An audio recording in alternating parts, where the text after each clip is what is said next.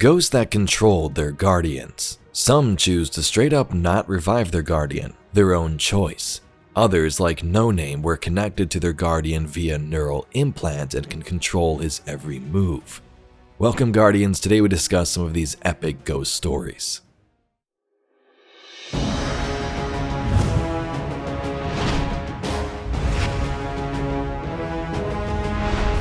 In Season of the Seraph and the Spire of the Watcher dungeon, we learned about Moss 2, an exo who is connected to his ghost via neural implant. Anna studies Moss 2 and his ghost as they silently consider her offer. A cranial implant embedded in Moss 2's skull flashes a light in sequence with his ghost's iris. What do you mean by that? I don't have a firm grasp on the light. Moss 2's illuminated mouth forms a frown.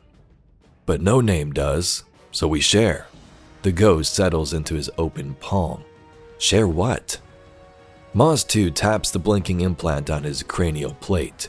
Everything. And we find your offer agreeable. The party share agreeing glances, then return a simple, silent nod before draining their cups. Moss 2 and No Name take cover to reload, and the Vex rain laser fire upon them. A host of Minotaurs push his position.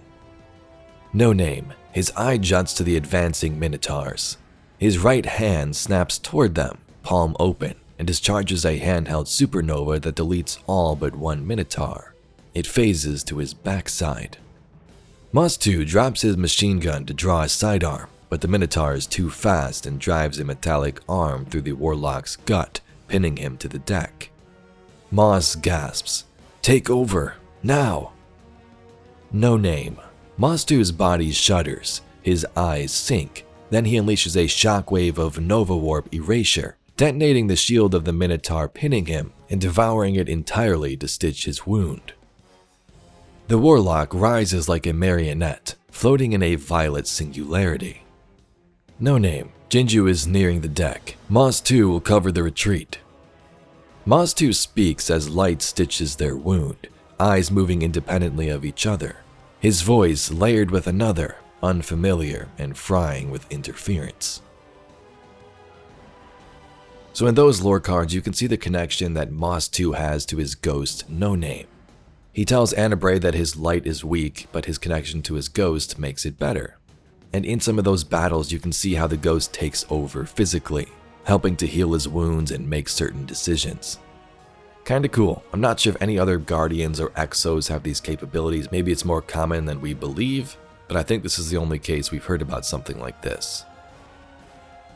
Catabasis and his ghost Gilgamesh have a crazy story. This is the Guardian on the Glykon Presage mission. After being trapped in a continuous cycle of death reviving here on the ship, his ghost decides to res Catabasis near a bunch of scorn and end it all. Through the eyes of Gilgamesh. I linger on the corpse of my once guardian. I have hidden his shame for so long. I believed it was my obligation to be the warmth when his fire died. But now, I see that obligation was a leash to keep me tied to life. It is a cold, coiled, choking reality, and I will hang gasping from it no more. See the truth the whispers had offered. I saw it in every moment suffered aboard this vessel, a microcosm of violence extrapolated to the world beyond, with only one escape. Soon Catabasis would know it too. Scorn onlookers surround us. I raise Catabasis. Gilly. Catabasis kneels before me, his rifle beside him. What is this? A way out. I won't carry you anymore. You're abandoning me. Catabasis looks to the Scorn, his rifle, his ghost. No. No longer. Not his. Not the Traveler's. Not anymore. I sacrificed everything to keep you moving forward, guided you to every power you needed to survive. I shared the truth he wants to forget. And for what? It never ends anything. There's always more. The Scorn encroach across disjointed walkways. Catabasis sinks. You said you wouldn't. You, the Traveler, you've kept me trapped in this death knell. Now it's time to set us free. What does that mean? His words like stone weights. Sever our light, or they'll rip you apart for 1,000 lives. I gesture to the scorn. You wouldn't. Your deaths are heavy, Catabasis, but I'll bring you back as many times as it takes for you to learn. He does not understand. You think I don't feel pain? You think I don't suffer while you're hiding in your limbo? Catabasis lurches forward. I did everything you asked me to. You left, I shout.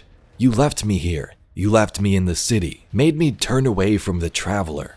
We're like the scorn in those tanks, drowning in panic, confusion, forever. You did that. The city was burning.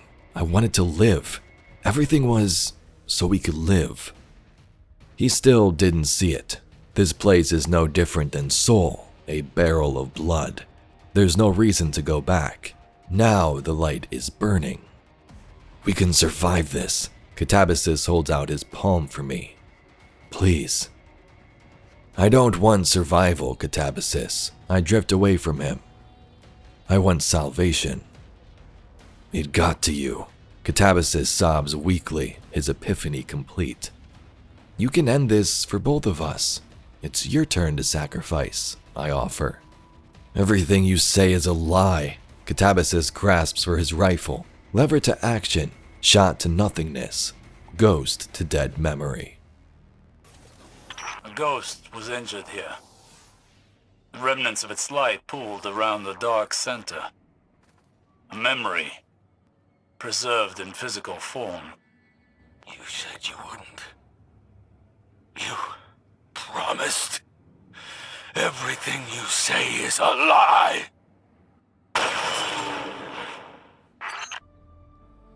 In our next card, the Chosen's Choice. A guardian during the Dark Age, so a warlord, gets obsessed with the gifts and praise that people give him.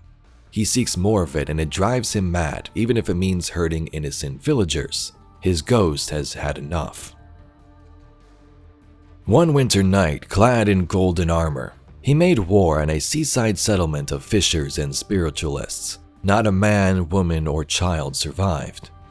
Flushed with the high of easy victory, he and his followers were ill-prepared for the fallen war party that had been stalking them the last few moons. It was a massacre atop a massacre, and only he, one of the risen, would walk away from this. She looks away from the human carnage surrounding her, looks down upon the one she chose. His golden armor, dulled with the blood of his victims and his adorers, still reflects back to her the light of her single eye. He made his choice, and thus so will she. She turns her eye away from him, away from herself, and floats eastward toward the rising light. In weather windmills or cranes, a crazy guardian dies and doesn't get rezzed either. This guardian is a little different and has kind of gone mad. His mind would make up mythical creatures he was in battle with, thinking it was a dragon when it was just a mechanical crane. The dragon is gone, but he yielded his treasure to me in a whisper, a secret so dire it may just save us all. He leaned closer and said in a hushed voice, as if sharing a confidence, "The traveler is no gift. It is a lie, a beacon for death and destruction. Within be dragons, nurtured by our suffering, weaned on our hope. All dragons must die. The shell must be cracked till its yolk drowns those who worship its deceit. Our last great conquest, the crowning battle of our legend writ large." And then he shouted, "For light to endure, the traveler must perish." He was smiling, confident, maniac. 2 days later, he took a fall while challenging the mountain troll of Gallows Rock. It was a boulder, there was no troll. It crushed him. And though it caused me great pain, still to this day, I did not return him. How could I? His diseased imagination would surely doom us all.